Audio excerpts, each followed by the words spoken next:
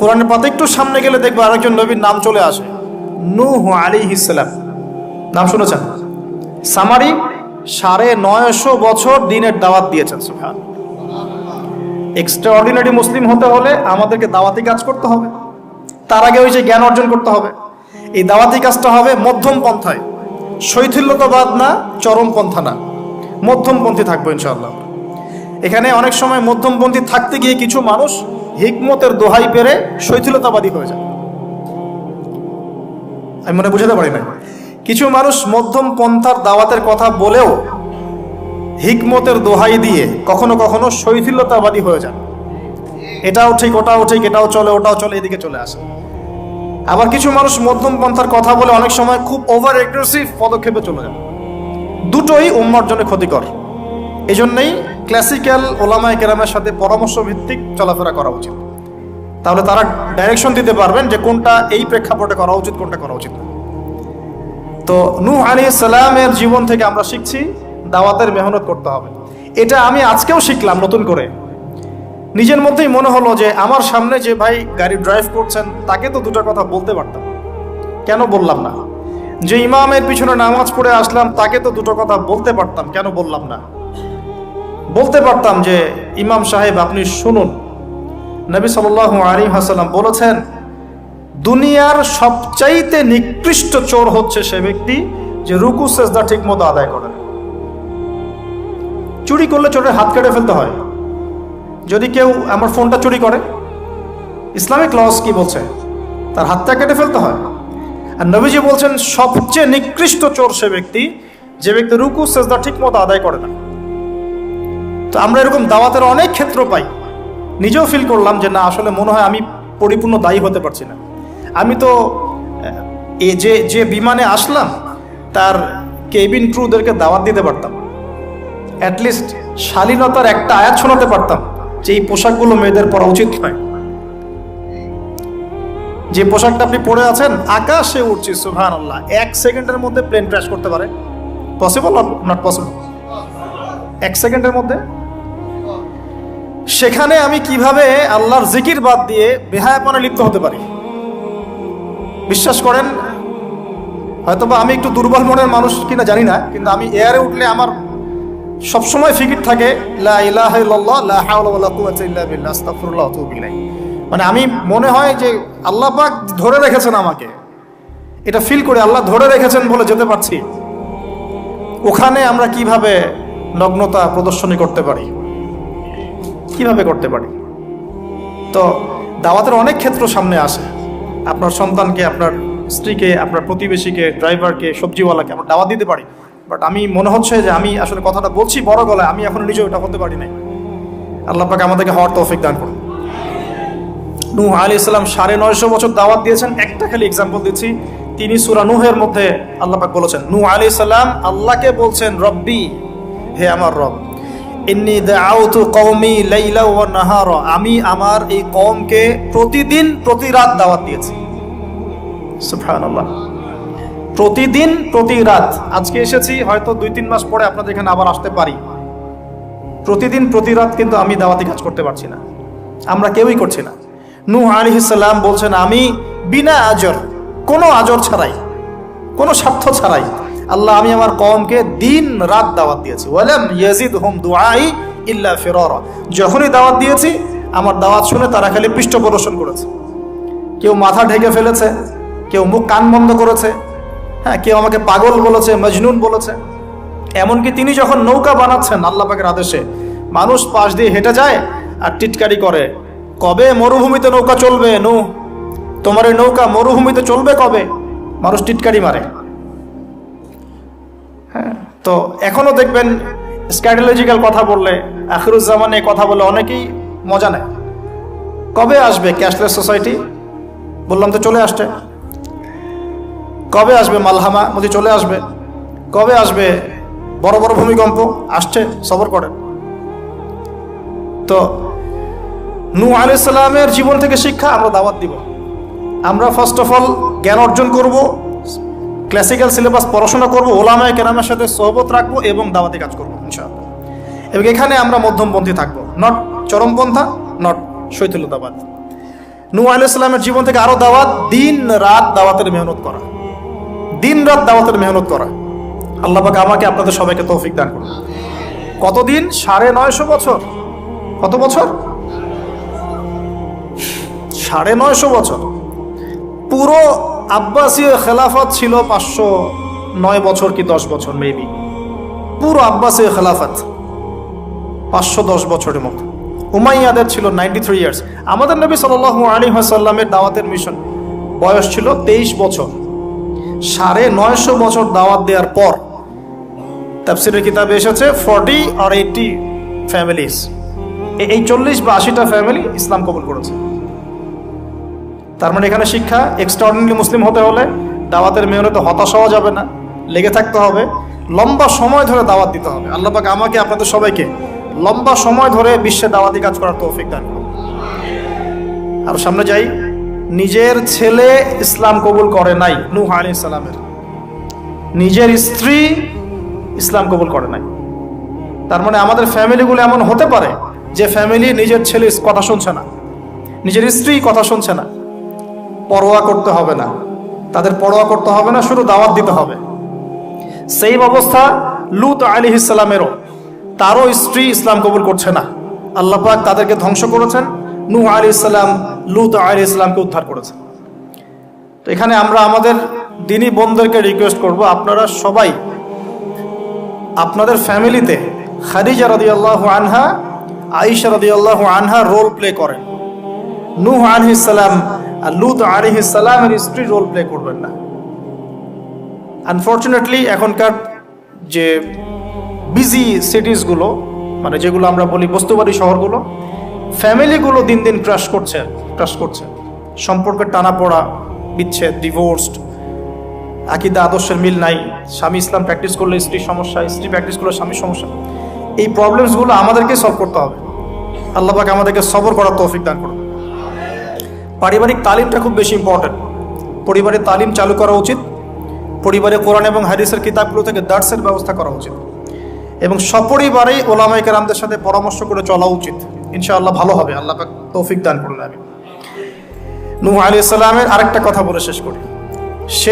শেষে যখন নৌকা ডুবছে, তিনি তার ছেলেকে তখনও পিতৃস্নেহে ডাকছেন, নৌকায় আসো বাবা। ছেলে বলছে যে আমি পাহাড়ে উঠে যাব, ইয়াসিমুনি মিনাল মা, এই পাহাড় আমাকে পানি থেকে বাঁচাবে। নূহ আলাইহিস সালাম বলছেন, আল্লাহ তুমি আমার ছেলেকে বাঁচাও, ইন্নাহু মিন আহলি, সে আমার পরিবারের একজন। আমরা বলি না আমাদের সন্তানদের ক্ষেত্রে, আল্লাহ পাক বলছেন লাইসা মিন আহলিক, সে তোমার পরিবারের কেউ না।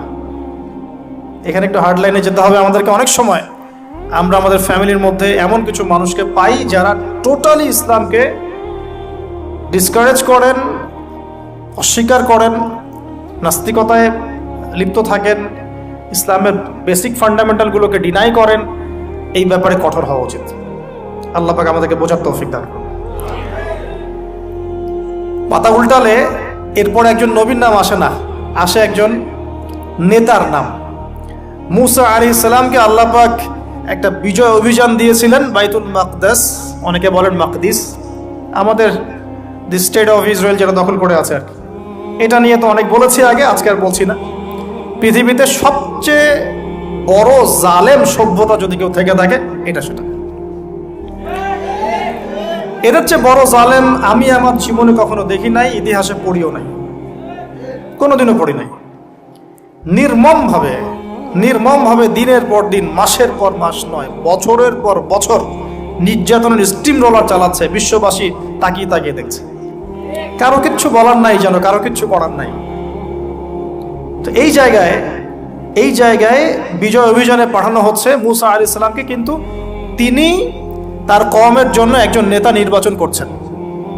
তার কওম বলছে আমাদেরকে একজন নেতা দিন, যার আন্ডারে থেকে আমরা আমালেকা সম্প্রদায়ের বিরুদ্ধে যুদ্ধ করব।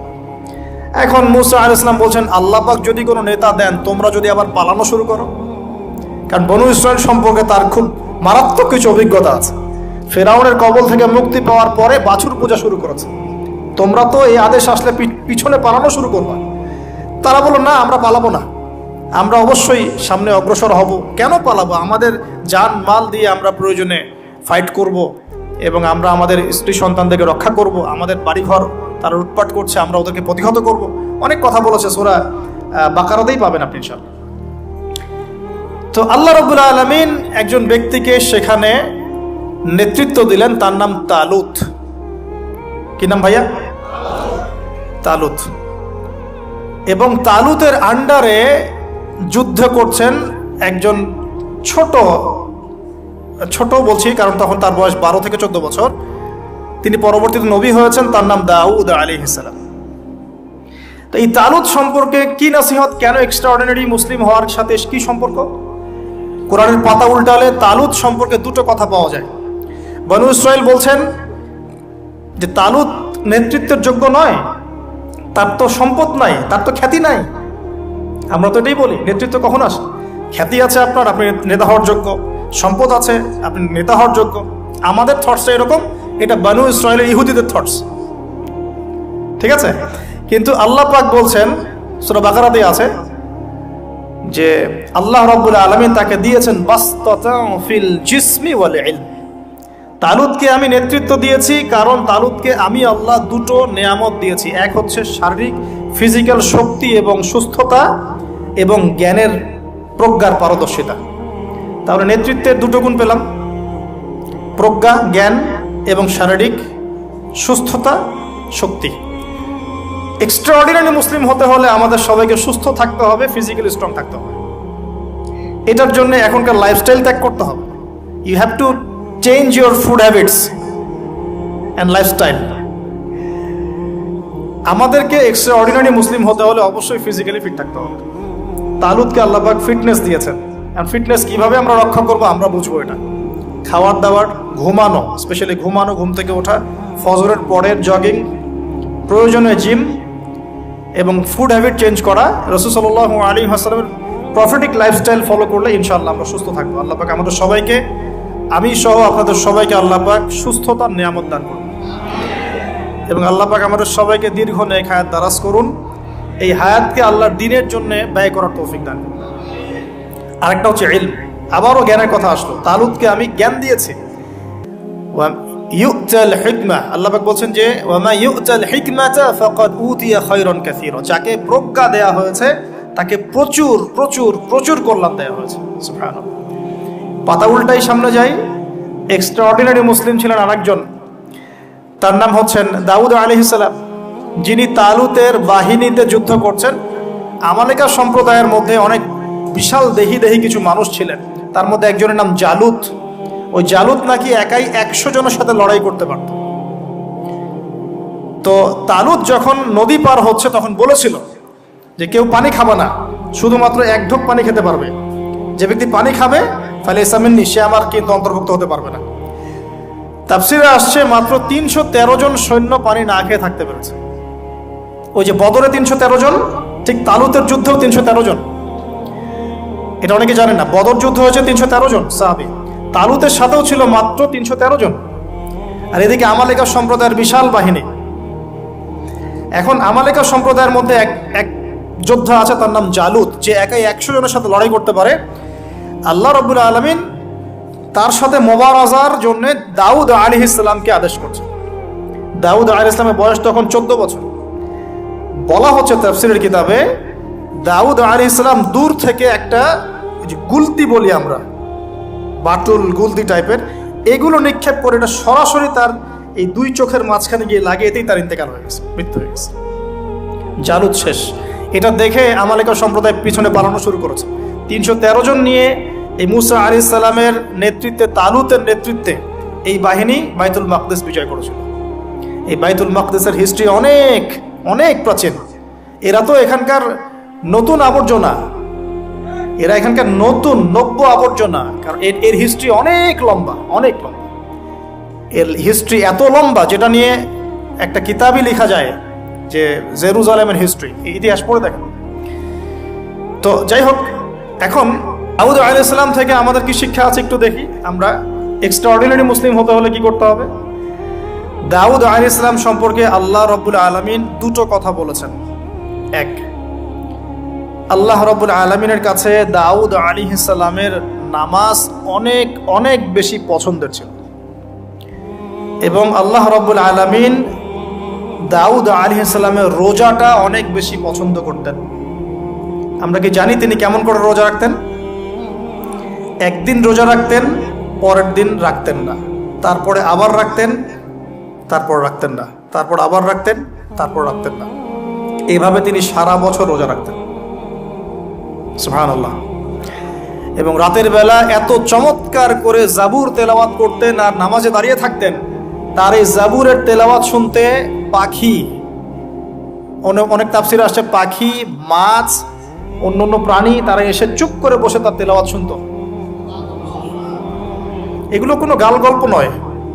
বিশ্বাস করেন আল্লাহ পাকের এই পৃথিবীতে যত মাখলুক আছে সবাই আল্লাহর ইবাদত করে, সবাই। আল্লাহ পাক তো আমার নামাজের মুখাপেক্ষী নন।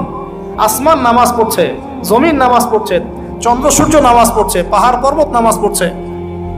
একজন সুফি পীর সাহেবের সাথে সাক্ষাৎ হয়েছিল, তিনি বলেছেন যে আমাদের বডির মধ্যে যে কীটপতঙ্গগুলো থাকে সেগুলো তাসবিহ পাঠ করে।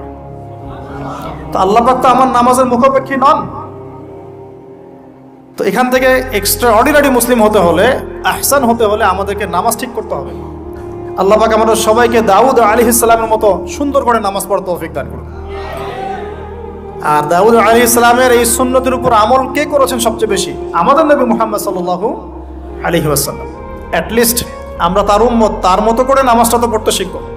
বিশ্বাস করেন এখন ম্যাক্সিমাম মসজিদ, আমি এখানকার অবস্থা জানি না, আমি আমার লোকালিটির কথা বলছি, ম্যাক্সিমাম মসজিদ বাইতুল্লাহ থেকে এখন বাইতুল নাস হয়ে গেছে। বুঝতে পারেননি? বাইতুল্লাহ মানে আল্লাহর ঘর, যেখানে আল্লাহর বিধান চলবে, আল্লাহর মতো, আল্লাহ যেভাবে সন্তুষ্ট হন সেই নামাজ চলবে।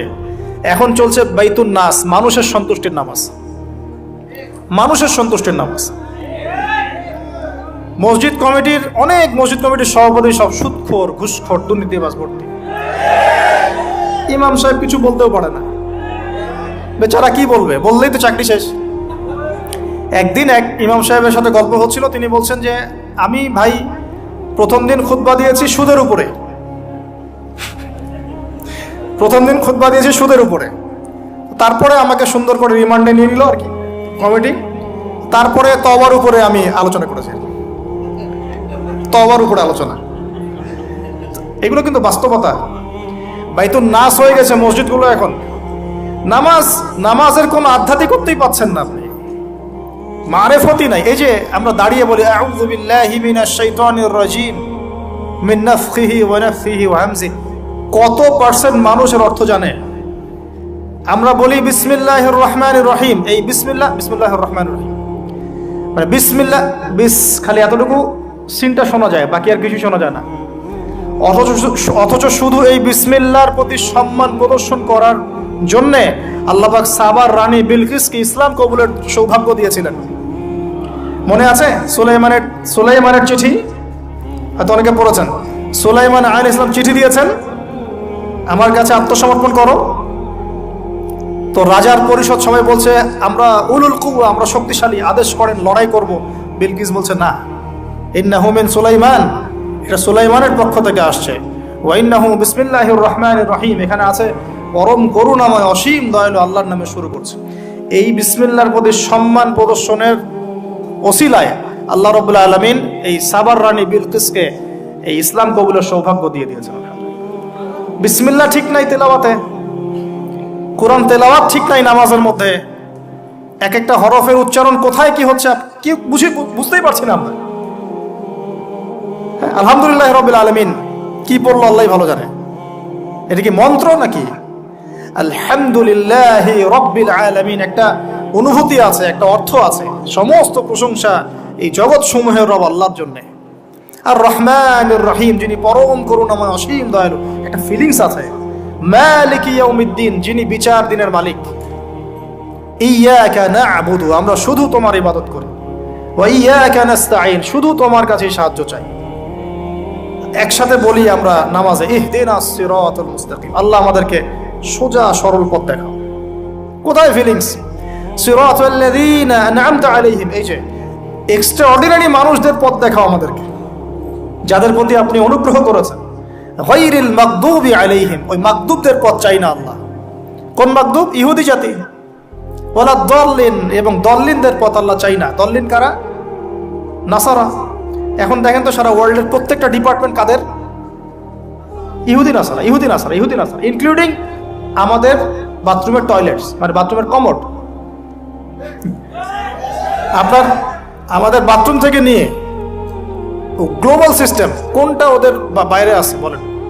হ্যাঁ, ওদের ভালো জিনিস নেওয়া যাবে না এমনটা নয়, কিন্তু এমন নীতি আদর্শ নেওয়া যাবে না যেটা ইসলামের সাথে কনফ্লিক্ট হয়। কনফ্লিক্ট কি ইকোনমিক সেকশনে হচ্ছে না? রিবা কেন্দ্রিক ইকোনমিক সিস্টেম কি ইসলামিক? আল্লাহ সুবহানাহু ওয়া তাআলার ল বহির্ভূত পলিটিক্যাল সিস্টেম কি ইসলামিক? এটা নিজেই নিজেকে প্রশ্ন করি না, অ্যান্সার আপনি খুঁজে আপনার কবরে আপনি যান, কেউ কারোর সাথে লড়াই করছি না। এখন দেখুন, এই যে সূরা ফাতিহা অর্থ বুঝলাম না, একটা সূরা পড়ে গেলাম কুল হুয়াল্লাহু আহাদ। কি কুল হুয়াল্লাহু আহাদ মানে কি? এটা উচ্চারণই বা কেমন করে করতে হয়? কুল, বলুন, হুয়াল্লাহু আহাদ, তিনি আল্লাহ এক। এই যে কুল হুয়াল্লাহু আহাদ অনেকে বলতে পারে না। কুল হুয়াল্লাহু আহাদ এটা কি সব একসাথে মিলে একটা শব্দ? এখানে প্রস্রাব করিবেন না, কমা, নাকি করিলে জরিমানা হইবে, তো কমাটা চেঞ্জ করে দেন। এখানে প্রস্রাব করিবেন, না করিলে জরিমানা। তাহলে আমরা তো কোরআনকে এরকম বানিয়ে ফেলছি। কুল হুয়াল্লাহু আহাদ মানে কি? আমি এগুলো নিয়ে বললে অনেক সময় চলে যাবে। আপনার কি হাতে সময় আছে? আচ্ছা, তো দেখেন, আমি নামাজ নাই ভাই, মসজিদে অ্যাপ্রোপ্রিয়েট নামাজ নাই। সব মসজিদের কথা বলছি না, ইল্লা মাশাআল্লাহ। অনেক মসজিদ এখন বাইতুন নাস হয়ে গেছে, মানুষের বাইত, আল্লাহর ঘর নাই, সূরা ঠিক নাই। এরপরে রুকু, এই যে রুকু করলাম, রুকুতে গিয়ে একটা বার সুবহানা রাব্বিয়াল আযীম বলারই সময় পাওয়া যাচ্ছে না। অন্তত 3 বার 5 বার 7 বার তো বলবে, বা 3 বার তো অ্যাটলিস্ট বলবে। এই যে উঠে সামি আল্লাহু লিমান হামিদা, হুলিমান হামিদা কি? হুলিমান হামিদা বলে কি কোনো শব্দ আছে? এটা নতুন শব্দ বানালাম আমি একটা। সামি আল্লাহ, আল্লাহ তার কথা শোনেন। লিমান হামিদা, যে তার কথা, যে আল্লাহর প্রশংসা করে। সামি আল্লাহ, আল্লাহ তার কথা শোনেন। লিমান হামিদাহু, যে তার প্রশংসা করে। একটা অর্থ আছে তো, সামি আল্লাহ হুলিমান হামিদা। তো হুলিমান হামিদা মানে কি? প্রতিটা জায়গায় সমস্যা, প্রতিটা জায়গায় সমস্যা। নামাজ, এখানে আমি একটা কথা বলতে ভিতরে চলে আসি। নামাজের আমাদের তাজকিয়া উঠে যাচ্ছে, আধ্যাত্মিকত্ব পাচ্ছেন না। আপনি নামাজ নিজে পড়ে নিজে ফিল হচ্ছেন আপনি নামাজ পড়েছেন। সেজদায় গেলেন, সেজদা মনে হচ্ছে ব্যায়াম, টাপাস টাপাস। মাঝখানে বসারও সময় নাই, মাঝখানে বসে যে একটু দোয়া পড়তে হয়, আল্লাহুম্মা গফিরলি ওয়ারহামনি, কত চমৎকার দোয়া। আল্লাহুম্মা গফিরলি, আল্লাহ আমাকে মাফ করে দাও। ওয়ারহামনি, আল্লাহ আমাকে রহম করো। ওয়াফিনি, আমাকে নিরাপত্তা দান করো। ওয়ারযুকনি, আমাকে রিজিক দান করো। এই তো দোয়া। নামাজের দোয়া বাদ দিয়ে নামাজের পরে লম্বা দোয়া। হ্যাঁ, নামাজের মূল দোয়াই নাই। আর আমাদের বাংলাদেশে কিছু গ্রাম আছে, ওখানে আবার দোয়া নিয়ে যে মারামারি আর ক্যাচাল। এক একজন বিড়ি ফ্যাক্টরির মালিক, বিড়ি ফ্যাক্টরি, তামাক ফ্যাক্টরি, ওরা মসজিদে গন্ডগোল করে, দোয়া হাত তুলে করবে না করবে না, মানে বাদ দেন। আল্লাহ হেফাজত করুন আমাদেরকে, আল্লাহ আমাদেরকে পরিপূর্ণরূপে নামাজ পড়ার তৌফিক দান করুন। নামাজের প্রত্যেকটা বিষয় বুঝে বুঝে পড়লে এত মজা লাগে, এত স্বাদ লাগে, আপনি নামাজে ডুবে যাবেন। আর নবী সাল্লাল্লাহু আলাইহি ওয়াসাল্লাম কিভাবে সারা রাত নামাজ পড়তে পারেন, রাতের একটা লম্বা অংশ কেমন করে নামাজ পড়তে পারতেন? কারণ তিনি তো ফিল করতেন কি পড়তেছেন। তার তো ক্লান্তি লাগতো না, তার পা কখন ফুলে গেছে তার টেরি নাই, টেরি পাচ্ছেন না তিনি। কেন সাহাবীদের পা থেকে তীর খোলা যেত? কারণ নামাজে দাঁড়িয়ে তারা ডুবে গেছেন আল্লাহর মধ্যে। আল্লাহ আল্লাহ, এটা তো বললে অনেকে আকীদার প্রশ্ন তুলবে। আসলে আল্লাহ পাকের সাথে আমি বিলীন হয়ে যাচ্ছে এখানে। এই বিলীন মানে কি? শারীরিক বিলীন। আমার মনন আল্লাহর প্রতি নিবদ্ধ হয়ে যাচ্ছে। এই তো নামাজ। এই নামাজ মেরাজুল মুমিন বলে না, আল্লাহর মুমিনদের জন্য মেরাজ। নামাজটাই তো মুমিনদের জন্য মেরাজ। তো মেরাজ মানে কি? সাক্ষাৎ, দেখা সাক্ষাৎ। তা আমাদের নামাজে তো আল্লাহর কোনো ফিলিংসই আসছে না। সেজদা করছে, সেজদায় নবীজি বলেছেন বেশি বেশি দোয়া করো, কারণ সেজদায় যে দোয়াটাই করবা কবুল হয়ে যাবে ইনশাআল্লাহ। তো সেজদায় তাসবিহ পড়ারই টাইম পাচ্ছি না, দোয়া করবো কখন? একটা দোয়া করতে গিয়ে দেখলাম ইমাম সাহেব তাশাহুদ শুরু করে দিয়েছে, আর আমি তাশাহুদ ধরতে গিয়ে দেখলাম তাশাহুদ শেষ করতে করতে সালাম শেষ, আমার দরুদ শরীফ বাকি আছে। তো ওই জন্য বিশ্বাস করেন আমি নামাজটা আবার দৌড়ায় পড়ে আসছি, মাগরিবের নামাজ। ছোট ভাইকে নিয়ে বললাম পাশে দাঁড়া, নামাজ হয় নাই। কেন হয় নাই? রুকু সেজদা করতে পারি নাই। নামাজ হবে কিভাবে? এক ওয়াক্ত নামাজ চলে গেল, এই এক ওয়াক্ত নামাজ কি আমার জীবন আবার ফিরে আসবে কিনা? আর আপনারাই বলেন তো, কিয়ামতের মাঠে সবচেয়ে প্রথম কোন আমলের হিসাব হবে? আমার এই বড় বড় কথা, দিন কায়েম, জিহাদ, এই সেই, হাবি জাবি, অনেক বড় বড় কথা, নামাজ ঠিক নাই, কি হবে? ফায়দা আছে কোনো? এই জিনিসটা যদি আমাদের সমাজ থেকে আস্তে আস্তে বিদায় নিতে থাকে তাহলে তো সমস্যা। আল্লাহ পাক আমাদের সবাইকে পরিপূর্ণ নামাজি হওয়ার তৌফিক দান করুন। একটা কথা বলতে গিয়ে অনেক ভিতরে চলে আসলাম। দাউদ আলাইহিস সালামের নামাজ আল্লাহর কাছে অনেক প্রিয় ছিল, আর তার সওম রোজা আল্লাহর কাছে অনেক প্রিয় ছিল। আমাদের সবাইকে আল্লাহ পাক এই মহামানবের জীবন থেকে নামাজ শেখার তৌফিক দান করুন, রোজা রাখার তৌফিক দান করুন। এবং কোরআন, তিনি জাবুর তেলাওয়াত করতেন, এত মধুর সুরে তেলাওয়াত করতেন, পাখি এসে তার তেলাওয়াত শুনতো, মাছ এসে তেলাওয়াত শুনতো। আমাদের তেলাওয়াত তো মাশাআল্লাহ করলে মানুষ বিরক্ত হচ্ছে, আমাদের তেলাওয়াত শুনে মানুষ বিরক্ত হচ্ছে। তো আল্লাহর ওয়াস্তে আমি একটু রিকোয়েস্ট করি সবাইকে, আল্লাহর ওয়াস্তে আপনারা সবাই বিশুদ্ধ করে তার তিলের সাথে কোরআন তেলাওয়াত করা শিখবেন ইনশাআল্লাহ। 1 বছর সময় লাগে লাগুক, 2 বছর লাগে লাগুক, 3 বছর লাগে লাগুক, এর কোনো শেষ নাই। চমৎকার করে সুন্দর করে মাধুর্যের সাথে কোরআন তেলাওয়াত করা শিখুন। আল্লাহ পাক আমাদের সবাইকে ডেইলি অন্তত 1 পারা করে তেলাওয়াত করার তৌফিক দান করুন। এতে ইনশাআল্লাহ জীবনে বরকত হবে, হায়াতে বরকত হবে, রিজিকে বরকত হবে, আল্লাহর সাথে কানেকশন থাকবে, কোরআনের সাথে আপনার সম্পর্ক থাকবে। কোরআন কাল কিয়ামতে আপনার পক্ষে সাক্ষী দিবে ইনশাআল্লাহ। আল কোরআন হুজ্জাতুল লাকা ওয়া আলাইক, কোরআন আপনার পক্ষে সাক্ষী দিবে বা বিপক্ষে সাক্ষী দিবে। আল্লাহ রাসূল বলেন লা হাসাদা ইল্লা ইসনাতাইন, 2 জন ব্যক্তি ছাড়া কারো প্রতি ঈর্ষা করা জায়েজ নাই। এক, রাজুলুন আতাহুল্লাহুল কোরআন, এমন একজন ব্যক্তি যাকে আল্লাহ পাক কোরআন দিয়েছেন, সুবহানাল্লাহ, ইয়াকুমু বিহি আনা আল-লাইল ওয়া আনা আন-নাহার, যে কোরআন কেন্দ্রিক, সে দিনের বেলা আমল করে, রাতে তাহাজ্জুদের নামাজ পড়ে। আরেকজন ব্যক্তি রাজুলুন আতাহুল্লাহু মালান, একজন ব্যক্তি যাকে আল্লাহ পাক সম্পদ দিয়েছেন, ইউনফিকু বিহি আনা আল-লাইল ওয়া আনা আন-নাহার, এই টাকা পয়সা মাল সম্পদ ইসলামের জন্য সে দিন রাত খরচ করে। এই 2 ব্যক্তি ছাড়া অন্য কারোর প্রতি ঈর্ষা করা যায় না। আর এগুলো হাদিস তো অনেক শুনেছেন, প্রত্যেক হরফে 10 নেকি করে পাবেন।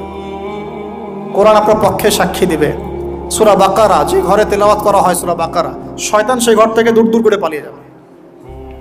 সূরা আলী ইমরানের শেষের 10 আয়াত মুখস্থ করবেন, সূরা বাকারার শেষের 3টা আয়াত মুখস্থ করবেন, সূরা হাশরের শেষের 3টা-4টা আয়াত মুখস্থ করবেন, সূরা কাহাফের প্রথম 10টা আয়াত মুখস্থ করবেন, সূরা কাহাফের শেষের 10টা আয়াত মুখস্থ করবেন। এরকম অনেকগুলো সূরা আছে, সূরা ফালাক, নাস, ইখলাস, সূরা ফালাক, নাস, ইখলাস, কাফিরুন ইত্যাদি। নামাজ শেষ করব? আচ্ছা, ওকে, আমি গুনিয়ে নিচ্ছি ইনশাআল্লাহ। তো আমরা দাউদ আলাইহিস সালামের কথা শুনলাম, আরেকজন মহামানব। আর কয়েকজনের কথা জাস্ট সংক্ষিপ্ত করে টাচ করে শেষ করে দিচ্ছি। তার ছেলে সুলাইমান আলাইহিস সালাম, নাম শুনেছি তো? আল্লাহ পাক তাকে জিন জাতির উপর কর্তৃত্ব দিয়েছিলেন, বাতাসের উপর কর্তৃত্ব, তার আংটিতে, তার লাঠি, সিংহাসন, এক কথায় তাকে আল্লাহ পাক এত বড় রাজত্ব দিয়েছেন যেটা আল্লাহ পাক এর আগেও কাউকে দেন নাই, পরেও কাউকে দেন নাই। এখান থেকে আমরা শিখছি শক্তিশালী মুসলিম হওয়ার একটা নাসিহাত, শক্তিশালী মুসলিম হওয়ার। তা আমাদের সবাইকে শক্তিশালী মুসলিম হওয়ার চেষ্টা করতে হবে, আল্লাহ পাক তৌফিক দান করুন। এই শক্তি গেইন করার চেষ্টা করতে হবে, আল্লাহ পাক তৌফিক দান করুন। দুর্বল মুমিনের চাইতে শক্তিশালী মুমিন আল্লাহর কাছে বেশি পছন্দের। এখানে ইসলামের শক্তি আমরা দেখতে পাচ্ছি। আরো সামনে যাই, পাতা উল্টাই, দেখবেন একজন অত্যন্ত অপূর্ব সুন্দর, আমাদের মুরাদ ভাইয়ের মতো অপূর্ব সুন্দর একজন মহামানবের কথা আছে, ইউসুফ আলাইহিস সালাম। আমরা সূরা ইউসুফ পড়তে শিখি নাই এখনো। আমরা সবাই মনে করি সূরা ইউসুফ মানে হচ্ছে ইউসুফ জুলাইখার প্রেম কাহিনী, আমরা এটাই মনে করি। সূরা ইউসুফকে আল্লাহ পাক সবচেয়ে শ্রেষ্ঠ উপন্যাস বলেছেন, আহসানুল কসাস, একটু গভীরভাবে পড়ে দেখবেন অর্থগুলো। এটা ইউসুফ জুলাইখার প্রেম কাহিনী নয়, এটা ইউসুফ আলাইহিস সালামের সাথে তার বাবার মহব্বতের কাহিনী। সুবহানাল্লাহ, এটা পিতা আর সন্তানের মহব্বতের কাহিনী। এত মহব্বত যে সন্তান 20 বছর আগে হারিয়ে গেছে, যে সন্তান কূপ থেকে রাজপ্রাসাদে, রাজপ্রাসাদ থেকে জেলখানায়, জেলখানা থেকে আবার মিশরের গভর্নমেন্ট মানে পলিটিক্যাল পাওয়ার এসেছেন, বাবা কিন্তু এটা জানেন না। কিন্তু সন্তান যখন একটা জামা পাঠিয়ে দিচ্ছে, জামা, এই কমিজটা নিয়ে যাও আমার বাবার চোখে দিও, বাবা দৃষ্টি ফিরে পাবে। ওই কমিজ নিয়ে যখন কিছু মানুষ আসছে তার বাসার সামনে, তিনি বলছেন ইন্নী লা আজিদু রিহা ইউসুফ, আমি আল্লাহর কসম ইউসুফের গন্ধ পাচ্ছি এখন। এটা মারা বুঝতে পারবেন সন্তানের গন্ধ পাওয়া যায়, বাবারা বুঝবো সন্তান মায়েদের আমাদের ছেলে মেয়েদের গন্ধ আমরা বুঝি, এটা আমার ছেলের গন্ধ, এটা মেয়ের গন্ধ। ইউসুফ আলাইহিস সালামের কামিজ আসছে 1200 মাইল দূর থেকে, আরো বেশি বা কম হবে, আর এখানে তার বাবা গন্ধ পাচ্ছেন, মহব্বত। এই কথাটা, এই আয়াতটা আসলেই চোখ দিয়ে পানি বের হয়ে যাবে। ইন্নী লা আজিদু রিহা ইউসুফ, আমি ইউসুফের গন্ধ পাচ্ছি। আর মানুষ বলছে আপনি পাগল হয়ে গেছেন, কতদিন আগে ইউসুফ চলে গেল, আপনি ইউসুফের কথা বলতে বলতে বলতে বলতে চোখ অন্ধ করে ফেললেন কাঁদতে কাঁদতে, এখন বলছেন যে ইউসুফের গন্ধ পাচ্ছেন। সুবহানাল্লাহ।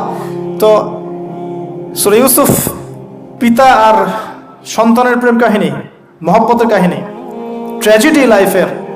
ভাইদের ষড়যন্ত্রে চলে গেলেন কূপে, কূপ থেকে রাজপ্রাসাদে, রাজপ্রাসাদ থেকে জেলখানায়।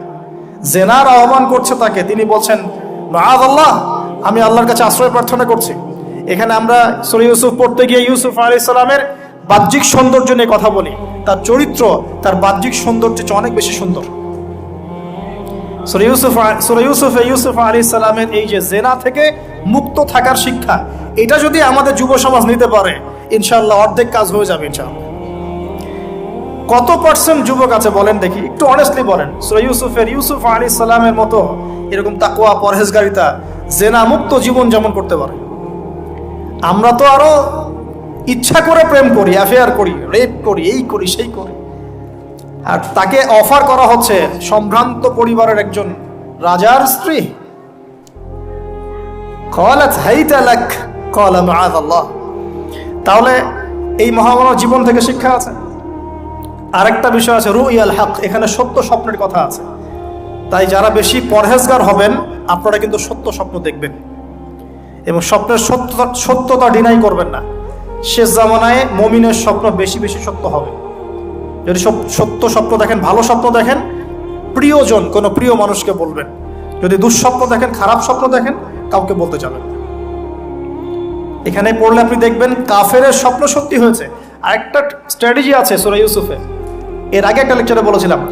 ইউসুফ আলাইহিস সালাম এমন অর্থনৈতিক পরিকল্পনা গ্রহণ করেছিলেন যার ফলশ্রুতিতে মিশরের লক্ষ লক্ষ মানুষ দুর্ভিক্ষ থেকে বেঁচে গেছে। তাহলে এখনকার আমাদের পারিবারিক ক্ষেত্রেই হোক, সোশ্যাল বা ওয়ার্ল্ড অ্যাফেয়ার্সই হোক, ওই ইকোনমিক পলিসি যদি লঞ্চ করা যায়, ইনশাআল্লাহ তাআলা দেখবেন জনগণ না খেয়ে মরবে না। আর এই কথাটা আমি সবাইকে বোঝাতে পারি, বাংলাদেশের মানুষকে বোঝাতে পারি না। কারণ ইউসুফ আলাইহিস সালাম এখানে 7 বছর মেয়াদি একটা পরিকল্পনা নিয়েছেন। অপচয় করো না, যতটুকুতে কাজ হয়ে যায় এতটুকু ব্যবহার করো, বাকিটা সেভ করো। দুর্ভিক্ষ সামনে আসছে, তখন ইনশাআল্লাহ বেঁচে যাবে তোমরা। তাহলে সূরা ইউসুফ থেকে আমরা শিখলাম কি? রুইয়াল হক, সত্য স্বপ্ন, ক্যারেক্টার। আমরা শিখলাম এখানে চরিত্র পবিত্র রাখার ব্যাপার। শিখলাম পারিবারিক বাবা সন্তানের মহব্বত। এক্সট্রাঅর্ডিনারি মুসলিম হতে হলে এগুলো দরকার আছে। একটু সামনে যান, একজন ব্যক্তির নাম বলছে ইউনুস আলাইহিস সালাম, নাম শুনেছেন কিনা? আমরা সবাই জানি তিনি মাছের পেটে ছিলেন। কেন ছিলেন এটা অনেকে জানি না। কেন? তিনি আল্লাহ পাক তাকে ওই পরীক্ষায় ফেলেছেন, 3 দিন 3 রাত মাছের পেটে। তখন তিনি কি দোয়া করছেন? লা ইলাহা ইল্লা আনতা সুবহানাকা ইন্নী কুনতু মিনাজ জালিমিন। আল্লাহ পাক বলছেন সূরা সফফাতের মধ্যে, তিনি যদি এই দোয়াটা না পড়তেন, লা লাবিসা ফি বাতনিহি ইলা ইয়াউমি ইউবআসুন, কিয়ামত পর্যন্ত তিনি মাছের পেটে থাকতেন। নাউজুবিল্লাহ। তাহলে এখান থেকে আমরা শিখলাম জীবনে অনেক চড়াই উতরাই আসবে, সবর করতে হবে। দাওয়াতের মেহনতে সবর করতে হবে। মানুষ কবুল করলো না দেখার দরকার নাই, আমি আমার গতিতে দাওয়াত দিতে থাকবো। আর বিপদ আপদ যদি চলে আসে দোয়া ইউনুস পড়বো, বলবো লা ইলাহা ইল্লা আনতা সুবহানাকা ইন্নী কুনতু মিনাজ জালিমিন। আল্লাহ পাক যে কোনো বিপদ দূর করে দিবেন ইনশাআল্লাহ। সাক্ষাৎ মউত থেকে আল্লাহ পাক এই দোয়া পড়লে বাঁচাতে পারেন। এটা কি মৃত্যুর মুখোমুখি ছিলেন না মাছের পেটের মধ্যে? ওখানে কিন্তু মাছ যখন বমি করে দিয়ে গেছে তীরে, তখন সেখানে লাউ গাছ উৎপন্ন করা হয়েছে, লাউ গাছ। তো এটাতে আপনারা বুঝে ফেলেন যে এর সাথে কি সম্পর্ক আছে। তো ইউনুস আলাইহিস সালামের জীবন থেকে শিক্ষা কি? এই দোয়া পড়বো, লা ইলাহা ইল্লা আনতা সুবহানাকা ইন্নী কুনতু মিনাজ জালিমিন। আরেকজন নবীর নাম আইয়ুব, মহামানব, অনেক দিন অসুস্থ, মনে আছে? দীর্ঘদিন অসুস্থ। এখানে একটা কথা বড় লোভ সামলাতে পারছি না, সালাত আমরা একসাথে পড়বো ইনশাআল্লাহ। আচ্ছা, সেটা হচ্ছে আইয়ুব আলাইহিস সালাম কখন এই দোয়া করেছেন? রব্বি আন্নী মাসানিয়া দুররু ওয়া আনতা আরহামুর রাহিমিন। রোগ যখন আস্তে আস্তে আস্তে তার জিহ্বাতে এসেছে, জিহ্বা দিয়ে তার জিকির করতে কষ্ট হচ্ছে, তখন তিনি বলছেন, আল্লাহ আমাকে অনেক দুঃখ দুর্দশা স্পর্শ করেছে, আমি জিকিরটা ঠিক মতো করতে পারছি না, আল্লাহ আমাকে শেফা দান করো। সুবহানাল্লাহ। এখন আল্লাহ রাব্বুল আলামিন তাকে গোসল করালেন, সুস্থতা লাভ করলেন, তাকে আহাল পরিবার দিলেন, আরোগ্য দান করলেন। শিক্ষা জীবনে যত বড়ই রোগ ব্যাধি বিপদ আপদ বালা মুসিবত আসুক না কেন, এই দোয়াটা পড়বো, আশাহত হব না, হতাশ হব না, আল্লাহর প্রতি সুধারণা রাখবো, দোয়া করবো রব্বি আন্নী মাসানিয়া দুর ওয়া আনতা আরহামুর রাহিমিন। ইনশাআল্লাহ শেফা হয়ে যাবে। সেই লোভনীয় কথাটা এটা, আইয়ুব আলাইহিস সালামের শরীরে রোগ ছিল, কলবে কি রোগ ছিল? আইয়ুব আলাইহিস সালামের কলবে কি রোগ ছিল? রোগটা দেহে ছিল। এখন 1 মিনিটের জন্য যদি আমরা আমাদের পোশাকটাকে চেঞ্জ করি, দেহটাকে কলবের পোশাক দেই, কলবটাকে দেহের পোশাক দেই, বলেন তো কত % মানুষ সুস্থ থাকবে? কথাটার ভিতরে ঢোকেন। মনে করেন আমাদের দুটো পোশাক, বাইরের দেহের পোশাক, একটা ভিতরের কলবের পোশাক। দেহে আমরা এখন সুস্থ সবাই, তাই তো? এখন এই দেহটাকে আমরা কলবের রূপ দিলাম, কলবটাকে আমরা দেহের রূপ দিলাম। এখন দেখেন তো কত % মানুষ সুস্থ আছে? আমাদের মধ্যে 99% মানুষ অসুস্থ না এখন, বিকজ আমাদের সবারই কলব অসুস্থ। এই কলবের মধ্যে হিংসা আছে, বিদ্বেষ আছে, জেনা আছে, পরকীয়া আছে, লোভ আছে, লালসা আছে, কি নাই?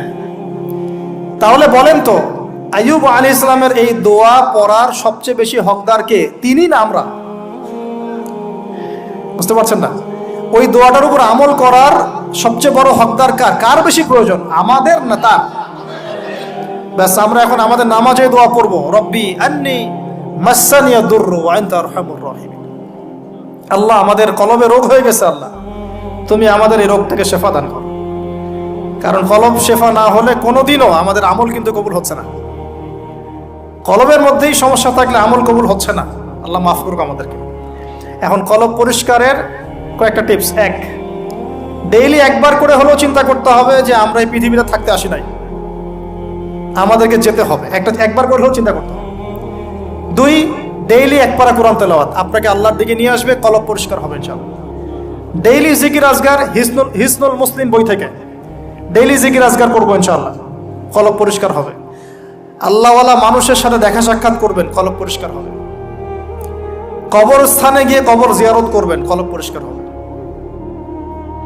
অন্যের প্রতি গীবত, বিদ্বেষ, হিংসা, পরশ্রীকাতরতা রাখবেন না, কলব পরিষ্কার হবে ইনশাআল্লাহ। সবচেয়ে বড় কথা, সেজদায় যারা বেশি বেশি দোয়া করতে পারে তাদের অন্তর পরিষ্কার হয়ে যাবে ইনশাআল্লাহ। আল্লাহ পাক আমরা সবাইকে আইয়ুব আলাইহিস সালামের জীবন থেকে শিক্ষা নেওয়ার তৌফিক দান করুন।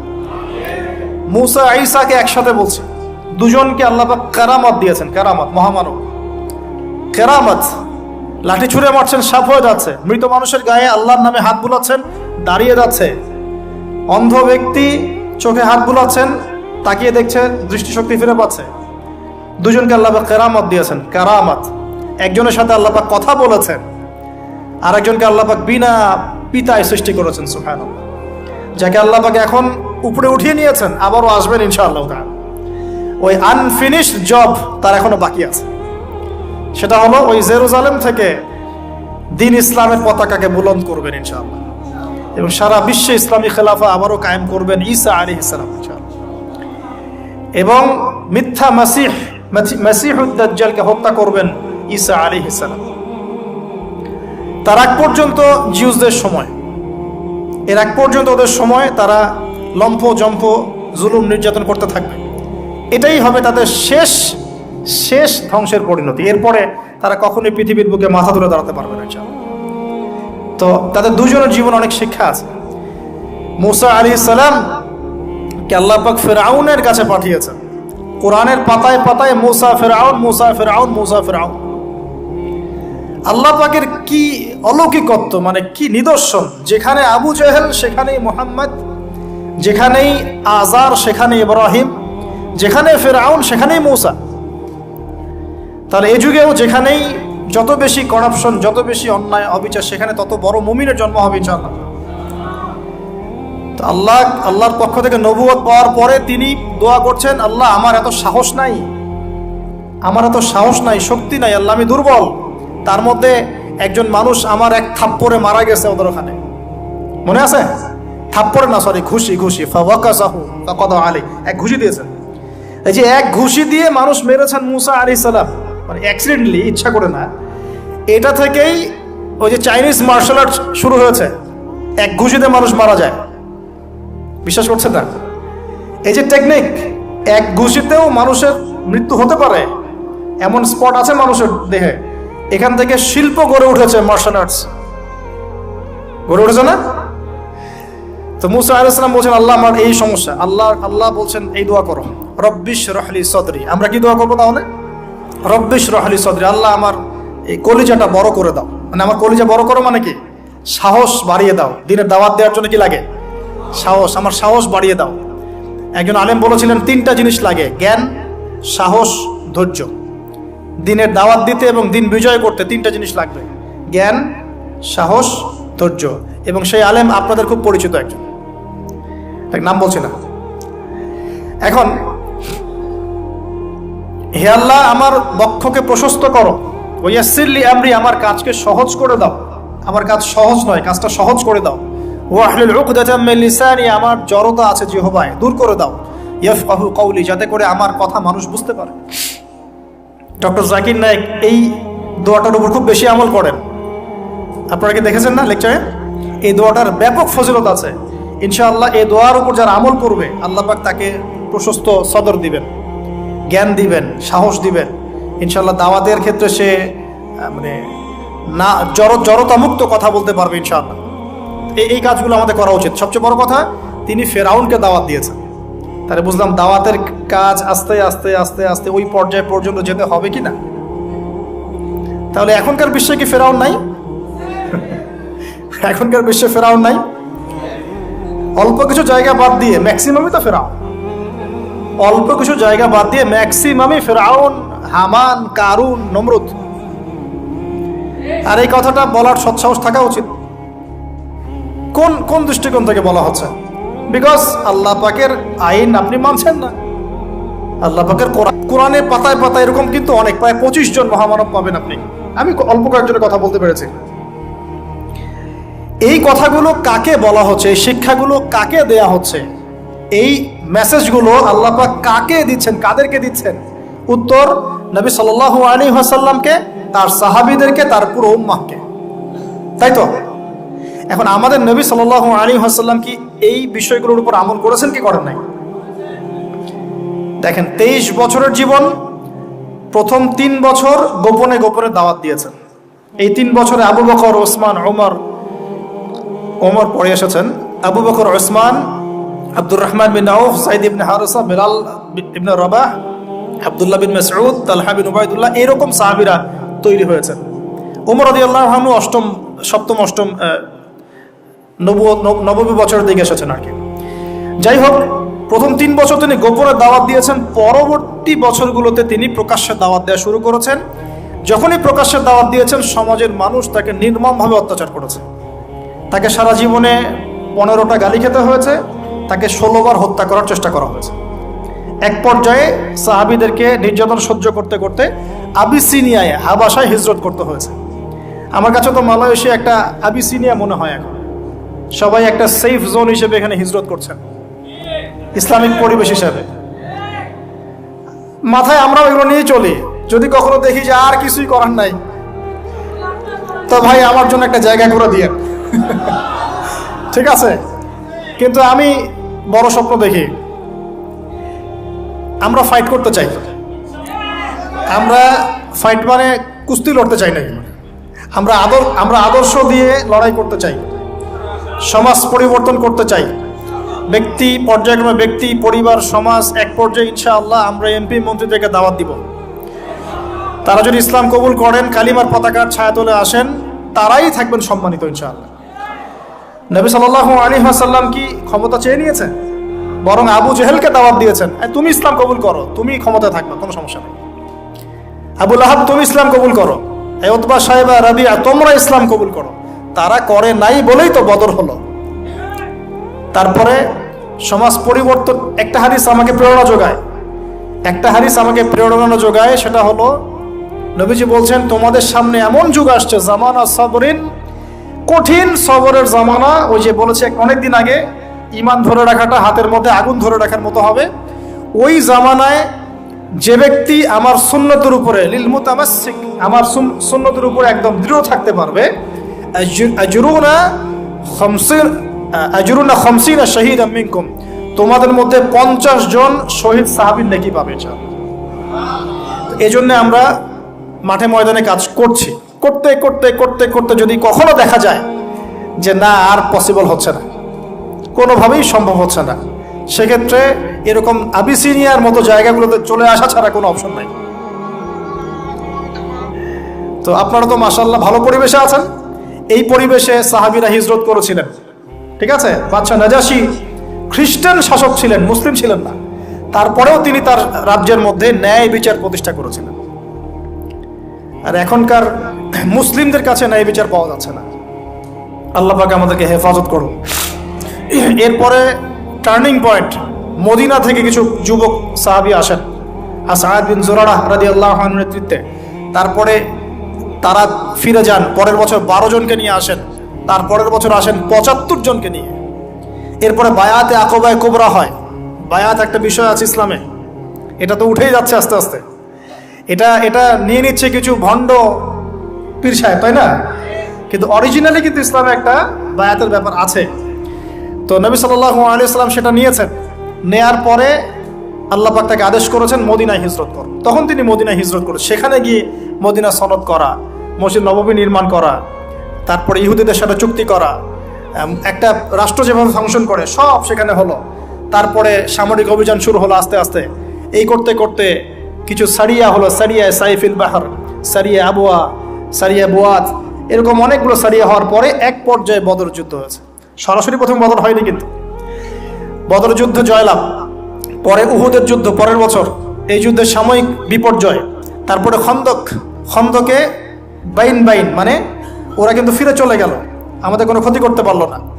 তারপরে নবী সাল্লাল্লাহু আলাইহি ওয়াসাল্লাম বলেন, আজকের পর থেকে আমরাই অগ্রগামী হব, ওরা আমাদেরকে কিছু করতে পারবে না। এরপরে সামরিক অভিযান বাড়লো, দাওয়াতের মেহনত বাড়লো, আস্তে আস্তে আস্তে আস্তে মাশাআল্লাহ মাত্র 8 বছর 8 বছরের ব্যবধানে নবী সাল্লাল্লাহু আলাইহি ওয়াসাল্লাম প্রায় বিনা যুদ্ধে মক্কা জয় করলেন। কোন মক্কা? যে মক্কা থেকে আমাদেরকে চলে আসতে হয়েছে এক সময়। ইসলাম এভাবে বিজয় লাভ করেছে। আর আমাদের জন্য নবী সাল্লাল্লাহু আলাইহি ওয়াসাল্লামের এই মহামানবের জীবনেই হচ্ছে উসওয়াতুল হাসানা। আমাদের জন্য কিন্তু আগেকার মহামানবরা উসওয়াতুল হাসানা নন, যাদের কথা আমরা আলোচনা করলাম তাদের থেকে আমরা শিক্ষা নিচ্ছি, কিন্তু আমাদের উসওয়াতুল হাসানা হচ্ছেন নবী সাল্লাল্লাহু আলাইহি ওয়াসাল্লাম। তার এই সিরাত, তার এই জীবনী পড়লে আমরা আমাদের ব্যক্তি জীবন, দাওয়াতের জীবন, পারিবারিক জীবন, কখন কি করতে হবে, এই পুরো বিষয়টা আমরা খুব ভালো করে আয়ত্ত করতে পারবো। আল্লাহ রাব্বুল আলামিন আমাদের সবাইকে নবী সাল্লাল্লাহু আলাইহি ওয়াসাল্লামের জীবন থেকে শিক্ষা নেওয়ার তৌফিক দান করুন।